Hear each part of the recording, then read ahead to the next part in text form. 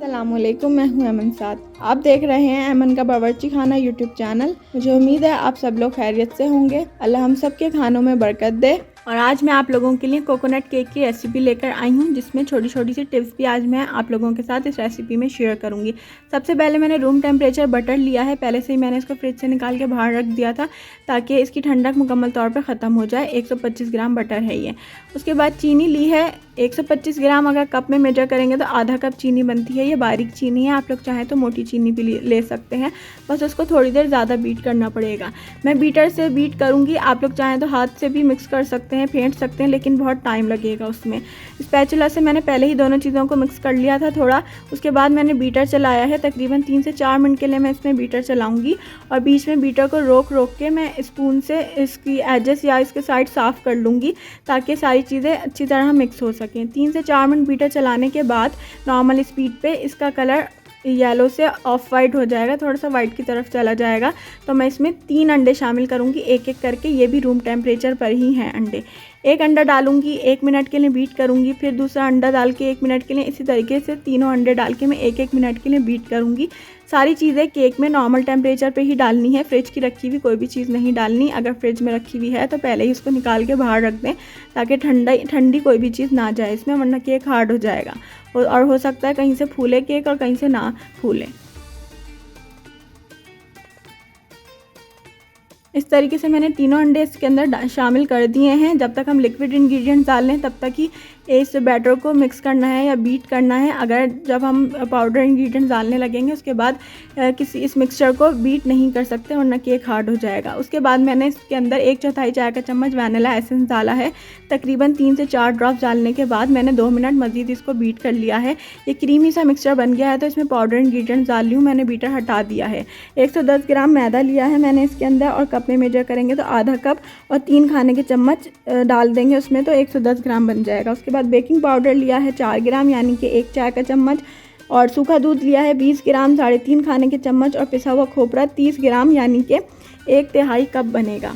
और मैं इसको स्पून से ही मिक्स कर रही हूँ। छान के मैंने सारी चीज़ें इसमें शामिल की हैं और देखें मैं किस तरह मिक्स कर रही हूँ। साइड से स्पून ला रही हूँ और इसको फोल्ड कर रही हूँ। इसी तरीके से इसको मिक्स करना है। और अगर आप बहुत तेज़ी से इसमें स्पून चलाएंगे तो भी हो सकता है आपका केक ज़्यादा ना फूले, या कहीं से फूले कहीं से नहीं फूले, क्योंकि इसके अंदर एयर बनी हुई होगी, वो निकल जाएगी। स्पून से ही इसको मिक्स करना है और छान के डालेंगे तो इंशाल्लाह गुठलियाँ नहीं पड़ेंगी। और अगर आप लोगों के साथ कभी ऐसा हो कि गुठलियाँ पड़ गई हैं तो बस चंद सेकंड के लिए बीटर चलाइएगा, लेकिन कोशिश किया करें बीटर ना चलाया करें मैदा या कोई भी पाउडर इंग्रेडिएंट डालने के बाद।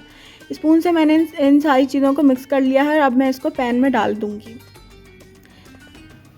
इस तरीके से क्रीमी मिक्सचर तैयार हो गया है। एक पैन लिया है मैंने 6 इंच का, उसके ऊपर बटर पेपर लगाया है। पहले ऑयल लगाया था, उसके ऊपर बटर पेपर लगा के ऊपर से भी ऑयल लगा दिया है और साइड्स में भी ऑयल लगा दिया है। और ये जो मिक्सचर है मैं उसमें डाल दूँगी। आपको मेरे हाथ से अंदाज़ा हो रहा होगा इस पैन का साइज़ क्या है। मैं ओवन में बना रही हूँ। 180 डिग्री पे इसको बेक करूँगी तकरीबन 35 से 40 मिनट के लिए। मेरे ओवन का टाइम है ये, हो सकता है आपके ओवन में 25 मिनट से भी ये बेक हो जाए। मैंने पहले से ही 10 मिनट के लिए ओवन को प्रीहीट कर लिया था। और इस पैन को मैं थोड़ा सा टैप कर लूँगी ताकि बीच में कोई एयर बबल हो तो वो निकल जाए।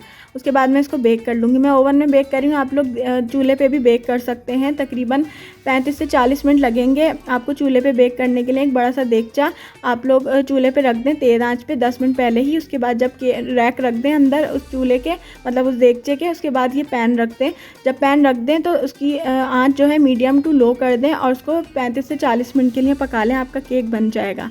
इसके ऊपर मैंने 1.5 से 2 खाने के चम्मच कोकोनट डाल दिया था और उसके बाद इसको बेक करने रख दिया था। अब ओवन की सेटिंग देख लें। ये नीचे वाला बर्नर है मेरा, उसका बटन है ये, इसको मैंने देखें 185 पे किया है। 180-185 एक ही बात है, उस पर कर दिया है। सिर्फ नीचे वाली रॉड ऑन की है, ऊपर वाली रॉड ऑन नहीं की है। ऊपर वाली रॉड का बटन है, देखें ऊपर 3 ट्रायंगल बने हैं, तो ये ऊपर वाली रॉड है, इसको मैंने बंद ही रखा है। आप लोग ऊपर वाली भी जला सकते हैं, लेकिन जब केक रख दें तो ऊपर वाली रॉड बंद कर दें। इसको मैंने 180 पे, ये देखें ये जो मार्क है इसको मैंने 185 पे कर दिया है। और ये पहले ही 10 मिनट पहले मैंने प्री हीट कर दिया था और केक को रख दिया है। और मैंने इसमें स्टिक डाल के चेक कर ली थी। मेरे ओवन में 30 से 35 मिनट लगे थे। ये केक डन हो गया है। गीली स्टिक नहीं बाहर आई है, कोई लिक्विड इंग्रेडिएंट इसके ऊपर नहीं लगा है, गीला मिक्सचर, तो ये तैयार है। और थोड़ा सा केक ठंडा हुआ था तो मैंने साइड्स में छुरी लगा के इसको साइड्स इसकी अलग कर ली थी और ये बहुत आसानी से निकल आता है। और अब मैं इसको प्लेट पे रख के टर्न कर दूँगी और थोड़ा सा टैप करूँगी तो ये केक पैन से बाहर निकल आएगा। अगर आप लोगों के पास बटर पेपर ना हो तो आप लोग ऑयल लगा के ऊपर से मैदा छिड़क दें। बैटर डालने से पहले उसके तले पे मैदा छिड़क दें और जो एक्स्ट्रा मैदा हो उसको झाड़ दें और उसके अंदर बैटर डाल दें, तो भी आपका केक नहीं चिपकेगा। ये बटर पेपर देखिए आराम से निकल जाता है, लेकिन मैंने अभी इसको निकालना नहीं था, इसलिए मैंने अभी ऐसे ही छोड़ दिया है। आप लोगों को पैन में डालते वक्त इस चीज़ का ध्यान रखना है कि केक के फूलने की जगह हो। तकरीबन आधा पैन ही फुल करना है, पूरा ऊपर तक पैन नहीं भर देना। देखिए मैंने थोड़ा सा अलग भी मिक्सचर डाला था लोफ पैन में, ताकि मैं आप लोगों को इसके स्लाइस काट के दिखा सकूं।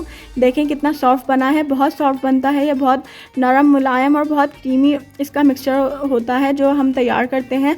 और उसके बाद खाने में भी ये बहुत मज़ेदार होता है। आप लोग इसे ट्राई ज़रूर कीजिएगा। ये रिक्वेस्टेड वीडियो थी, किसी ने मुझे कहा था कि आप केक की रेसिपी भी हमारे साथ शेयर करें, तो ये केक मुंह में जाते ही घुल जाता है। आप लोग इसे अपने मेहमानों के सामने सर्व करेंगे तो उनको यकीन ही नहीं आएगा कि आपने घर पे बनाया है।